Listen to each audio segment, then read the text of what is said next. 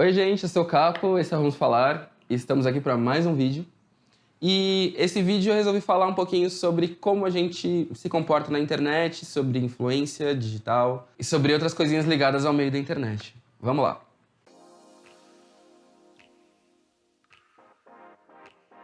A forma como a gente tem interagido com as coisas tem mudado muito, né, dos tempos para cá.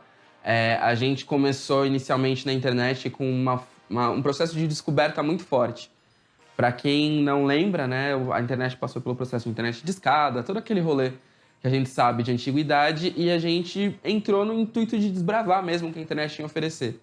Só que com o tempo foi mudando tanto e com tanta velocidade que hoje em dia o nosso comportamento na internet nem parece aquele mesmo de descoberta que vinha lá atrás. Verdadeiras revoluções nasceram através do comportamento na internet. Se a gente for parar para pensar na trajetória, tem várias histórias aí que fazem parte do que é a internet hoje em dia. E a gente sempre teve essa relação muito ligada com o que as pessoas pensam, com o relacionamento, com se relacionar, entender o mundo, tanto que a gente começou a se organizar da maneira como a gente se organizava, e hoje em dia define muita coisa com base em like, compartilhamento e todas essas coisas que a gente sabe que movimentam a comunidade. A gente se habituou a lidar com tudo isso, a gente se habituou a conviver na internet e com o tempo a gente foi ficando familiarizado a todas as formas, né, de comportamento, julgando como se a gente soubesse de tudo isso. Mas, na verdade, eu acho que a gente ainda está engatinhando bastante. Vindo, né, da proporção das ondas de comunicação que a gente vê por aí, foram vários anos que a gente precisou para entender como funcionavam todas elas, em função, né, da gente não ter a tecnologia. Mas eu acho que a gente ainda está engatinhando muito porque a gente se julga tão entendido da internet por conta da vivência que a gente não para realmente para entender como ela, de fato, afeta a nossa vida e afeta todos os meios que estão próximos da gente. As redes sociais foram um palco de divisão de vidas e de compartilhamento de histórias e nascimento de novas histórias e de estruturação e, né, de nascimento de muitas outras coisas. A gente sabe o quanto ela foi importante e não tem como negar a dinâmica disso. Mas existem alguns poréns quando a gente fala sobre essa questão. O peso da palavra ele é capaz de transformar vidas, então a gente na internet acaba fortalecendo um comportamento muito importante de ouvir o que as pessoas têm a dizer, mas em contrapartida também a gente acaba reagindo de uma forma negativa em relação a isso também, de modo que a maneira como a opinião é expressada e como a palavra bate muitas vezes pode ser um fator decisivo na hora da gente lidar com qualquer coisa que seja, principalmente quando a forma de lidar é negativa. E é aí que nasceram os comportamentos tóxicos que a gente vê pela internet. Hoje em dia a gente tem a famosa cultura do cancelamento e proporções dadas muito pesadas a situações que não necessariamente partiriam disso. São nascidas inquisições online a respeito de diversos assuntos, e eu não estou falando sobre os assuntos que de fato não existem outras opiniões ponderadas em relação a isso. Por exemplo, quando se fala sobre racismo, sobre homofobia, sobre machismo e coisas do gênero, acho que uma opinião contrária ou controversa ao fato de que minorias exigem e merecem respeito, eu acho que não existe muito o quê. Mas eu falo sobre a cultura de cancelamento que a gente vive diariamente, de sempre enaltecer pessoas e retirar pessoas do foco, enaltecer pessoas e retirar pessoas do foco. Isso, de alguma forma, acaba criando um comportamento muito nocivo na gente. O que eu me levo a perguntar também é a necessidade que a gente tem de sempre levantar um novo Messias, uma pessoa que vai dizer o que a gente espera que diga e que não pode de forma nenhuma errar.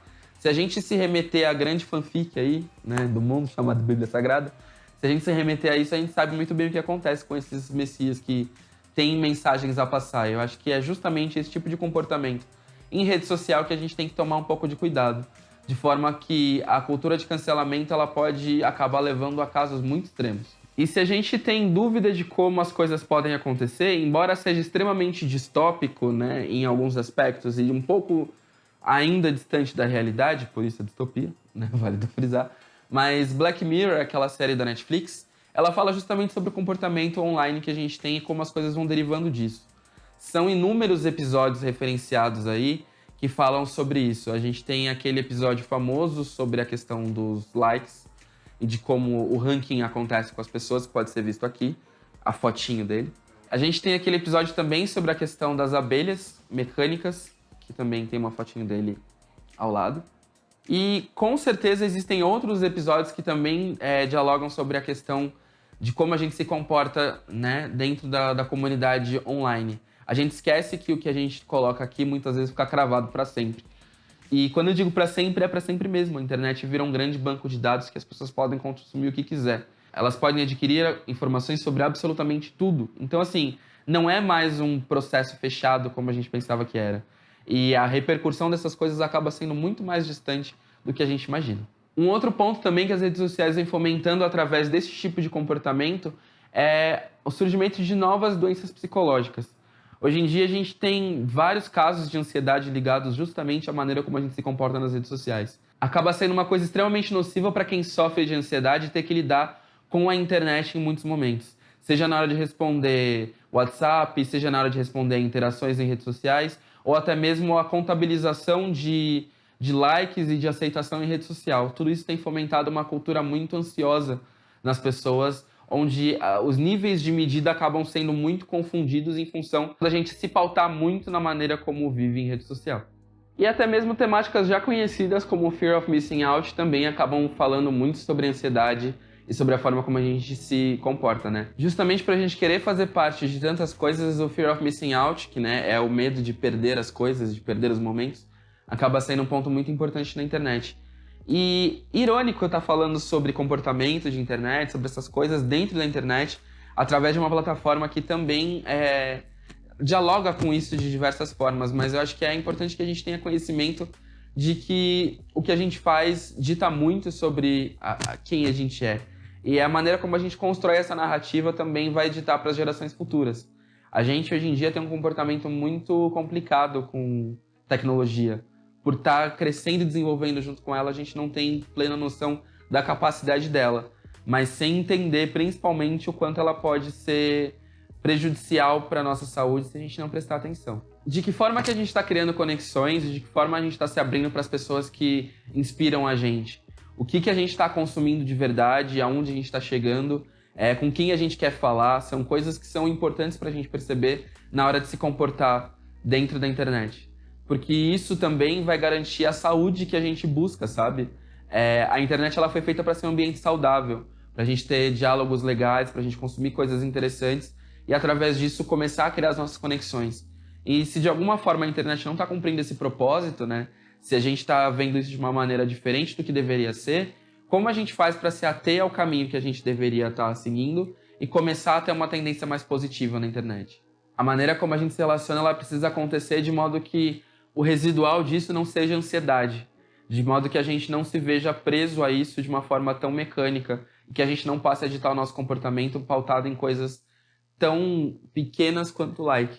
Visto isso, felizmente o Instagram está adotando a postura de realmente retirar a questão dos likes e passar a não fomentar a ansiedade nas pessoas da forma como ela fomentava antes, em função disso. A gente sabe que hoje em dia tem gente que inclusive compra seguidor ou busca uma vida de exposição tão grande a ponto de chegar na questão de querer impactar milhões, né, por nada, muitas vezes.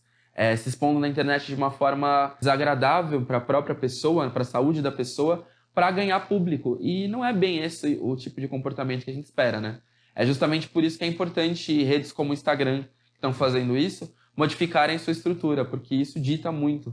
O Facebook mesmo foi uma rede que ditou o comportamento de muitas pessoas. A gente viu aqui como ditou o comportamento também no Brasil, principalmente no período de eleições. Não só no Brasil, como no mundo também, né? Então é isso, gente. É preciso pensar no futuro, é preciso entender como a gente consome as coisas, entender por que a gente consome as coisas e passar a buscar um meio que seja mais saudável para todos nós. Seja você também uma pessoa que busca a saúde na internet. Eu acho que é importante se divertir sim, consumir cultura inútil sim. Eu acho que é importante consumir bastante coisa para dialogar com o nosso ponto de vista, mas não de um ponto de vista que acabe prejudicando a nossa vivência. Espero que esse vídeo tenha servido para vocês. Quem quiser, por favor, escorra aí abaixo. Estou aí à disposição para conversar sobre. E até semana que vem.